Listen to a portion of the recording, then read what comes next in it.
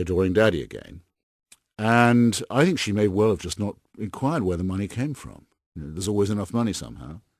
Who cares where it comes from? And not asked her husband what he was doing with his spare time.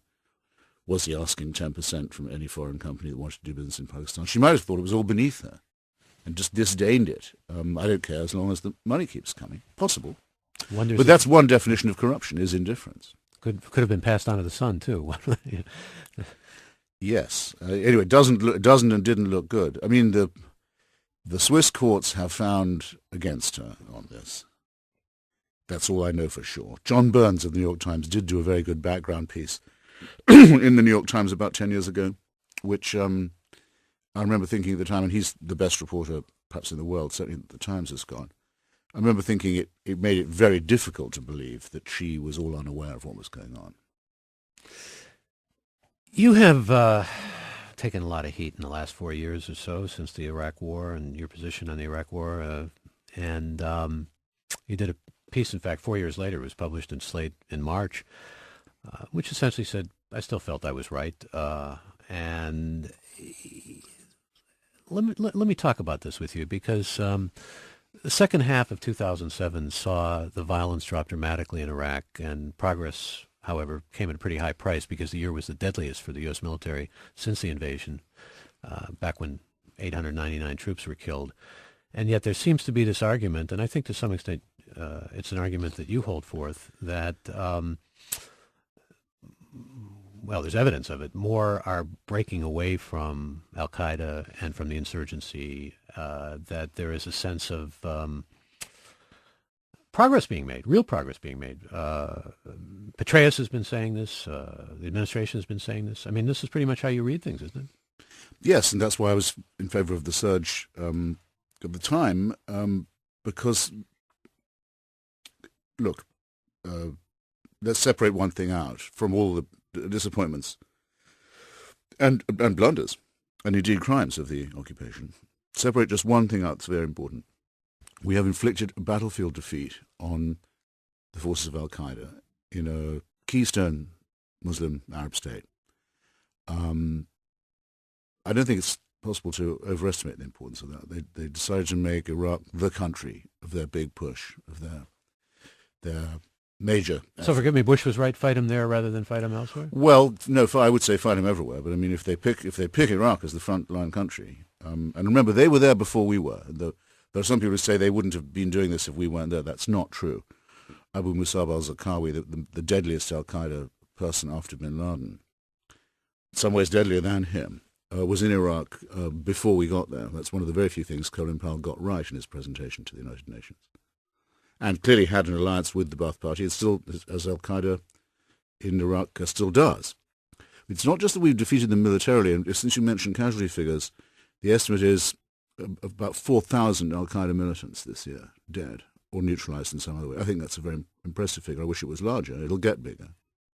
It's not just a battlefield defeat. They've been discredited in front of the Iraqi population, who got to see what they were like when they briefly tried to set up an Islamic Republic in Anbar province and elsewhere, who turned on them, who've rejected them, repudiated them, who've come to the United States and said, we'd like to help you beat them. This is a crushing defeat for the forces of Islamic fundamentalism. And a very, very impressive feat of arms by our tremendous armed forces, who I'd be very proud to have seen in action doing this. Now, I just want to make a point to any liberals who are listening. If their advice had been followed, and we'd begun to announce a withdrawal, say, around the time Cindy Sheehan was demanding it, or any of the other times you can think of, al-Qaeda would now be saying that they drove us out of Iraq, and they'd be right. They would be celebrating a military victory and political victory over the United States of America in a keystone state on the Gulf, which is a choke point of the world economy. Al-Qaeda would be saying, you see, they left like we told you they would, and we can claim credit. Just like Somalia. Zarqawi would still be alive. It would be like Somalia, except cubed and squared. Somalia is a relatively marginal country. Iraq is an absolutely central one. It's the keystone between Iran and Saudi Arabia, and it's a choke point on the Gulf. This would have been an unprecedented disaster for civilization, and it's what the American left was demanding. I think that deserves to be rubbed in. And people say I owe an explanation for what I've said. I'm sorry. It's the other side who owes the explanation. They'll never forgive you. They'll never forgive you, particularly for alliances with neocons, right? I mean, that's the biggest sin of all. I'd rather be a friend of Paul Wolfowitz than an apologist for Saddam Hussein.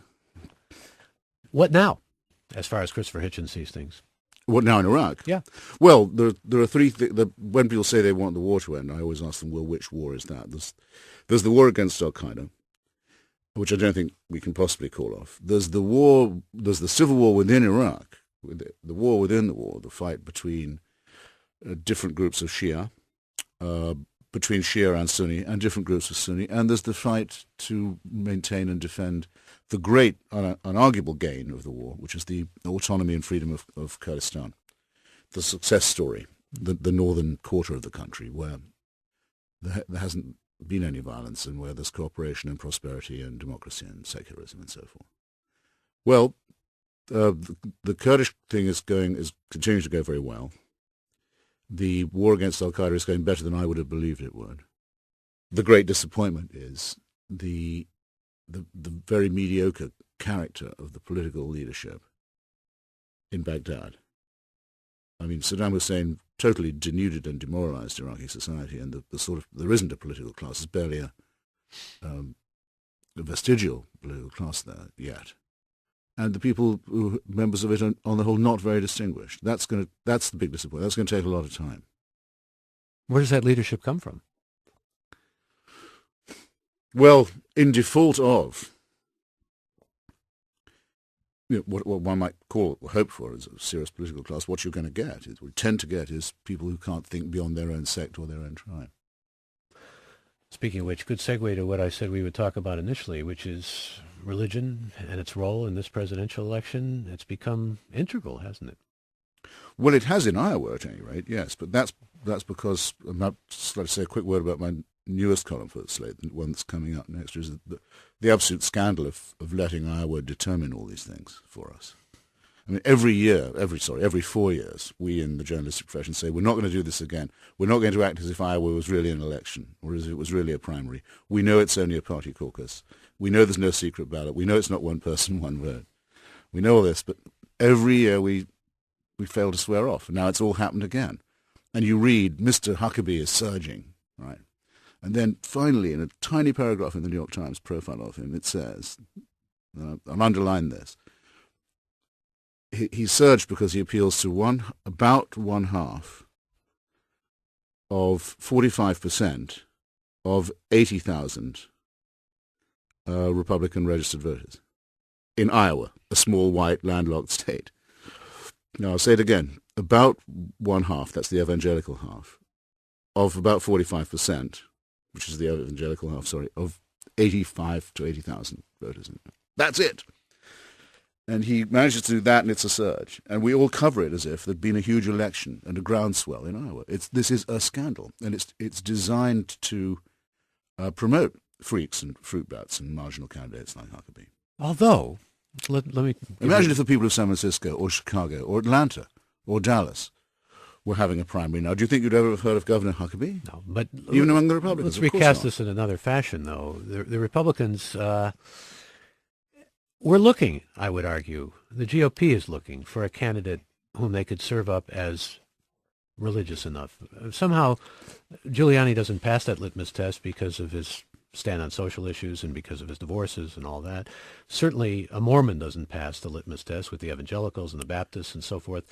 And the fact of the matter is that Huckabee does. He's a preacher. He's got all the moral equivalence of someone that perhaps that part of the Republican Party is looking for, and he speaks to those people, doesn't he? Yeah, that's absolutely right. And indeed, the field was so lousy for them a few months ago that if you remember, who's that idiot who runs Focus on the Family? Reverend Dobson.